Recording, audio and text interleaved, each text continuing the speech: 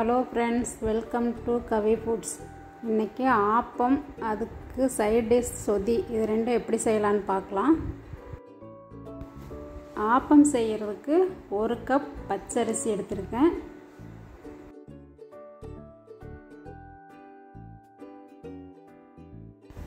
ஒரு கப் புழுங்கல் அரிசி, ரெண்டுமே சம அளவு. இது கூட 2 டேபிள் ஸ்பூன் உளுந்து சேர்த்துக்கலாம். அது கூடவே 2 டேபிள் ஸ்பூன் ஜவ்வரிசி சேர்த்துக்கலாம்.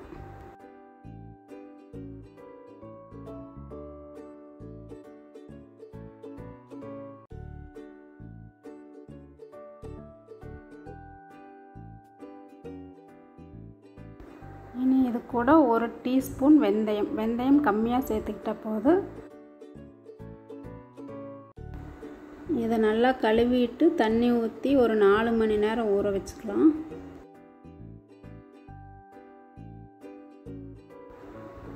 இது கூட நீ 2 டேபிள் ஸ்பூன் அவல் எடுத்துக்கலாம். இது இப்போ ஊற வைக்க தேவையில்லை, அரைக்கிறதுக்கு அரை மணி நேரம் முன்னாடி ஊற வச்சா போதும். இப்போ எடுத்து மட்டும் வச்சுருக்கேன். இப்போ 4 மணி நேரம் ஆயிடுச்சு. அவளையும் ஒரு அரை மணி நேரம் முன்னாடி ஊற வச்சுருக்கேன். இனி இதை அரைச்சி எடுத்துக்கலாம்.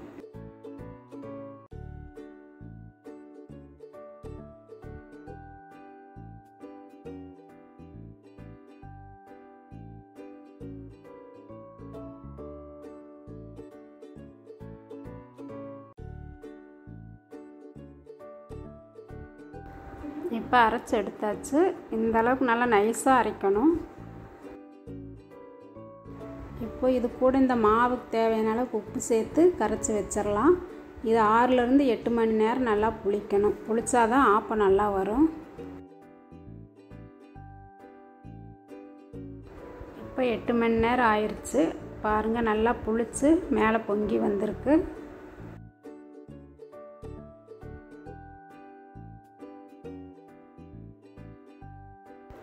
இனி இது கூட 1/4 டீஸ்பூன் பேக்கிங் சோடா சேர்த்துடலாம்.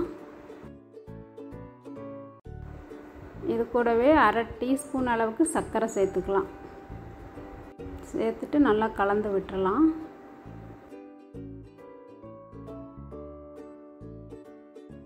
திக்காக இருக்குது. இனி ஆப்பம் செய்யும்போது கொஞ்சம் தண்ணி கலந்துக்கலாம். இனி ஆப்பத்துக்கு சைட் டிஷ் சொதி செய்யலாம். அதுக்கு 1 டேபிள் ஸ்பூன் எண்ணெய் விட்டுட்டு சூடானதுக்கப்புறம் 1 டீஸ்பூன் கடுகு, 1 டீஸ்பூன் ஜீரகம் சேர்த்துட்டு பொரிஞ்சதுக்கப்புறம் கருவேப்பிலை சேர்த்துக்கலாம்.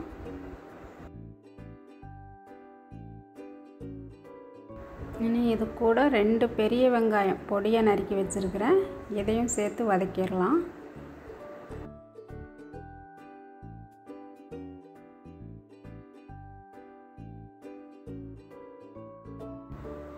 இனி 2 பச்சை மிளகா சேர்த்துக்கலாம். காரத்துக்கு இதுதான், நம்ம வேறு எதுவும் சேர்க்க போகிறதில்ல. அதனால் காரத்துக்கு ஏற்ற மாதிரி நீங்கள் சேர்த்துக்கணும். இனி இது கூட 1 டீஸ்பூன் இஞ்சி பூண்டு பேஸ்ட்டு சேர்த்து பச்சை வாசனை போக வதக்கிடலாம்.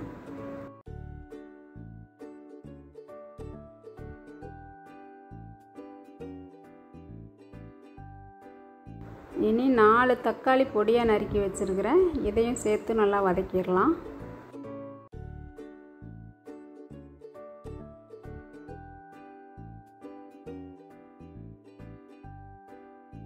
இப்போது இந்த சொதிக்கு தேவையான அளவுக்கு உப்பு சேர்த்துட்டு நல்லா மிக்ஸ் பண்ணி விட்டுடலாம்.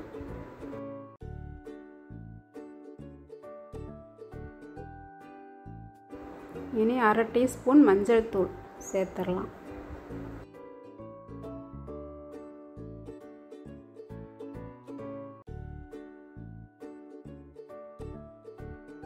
இப்போ தக்காளி நல்லா மசிஞ்சு வந்துருச்சு. இனி இது கூட தேங்காய் பால் சேர்த்துடலாம். இதுக்கு 1 மூடி தேங்காயை மிக்சியில் அரைச்சி பால் எடுத்து வச்சுருக்கேன். ரொம்ப தண்ணி சேர்க்க வேண்டாம், கொஞ்சம் திக்காகவே இருக்கணும் பால். இதெல்லாம் நல்லா கலந்து விட்டுட்டு ஒரு கொதி வந்தால் போதும். ரொம்ப கொதிக்கக்கூடாது, தேங்காய் பால் சேர்த்துருக்கிறதுனால.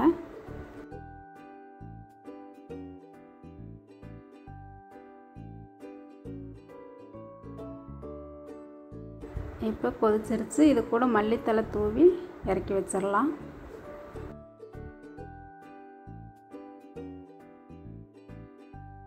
இனி ஆப்பம் செய்யலாம்.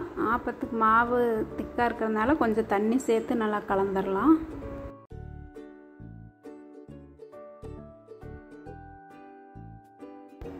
இப்போ இந்த அளவுக்கு மாவு இருந்தால் சரியாக இருக்கும். இனி ஆப்பம் செய்யலாம். இனி ஆப்பக்கடாயை ஸ்டவ்வில் வச்சுட்டு அது சூடானதுக்கப்புறம் மாவை ஊற்றிக்கலாம். மாவை ஊற்றிட்டு கடாயை எடுத்து அப்படியே சுற்றி விடலாம்.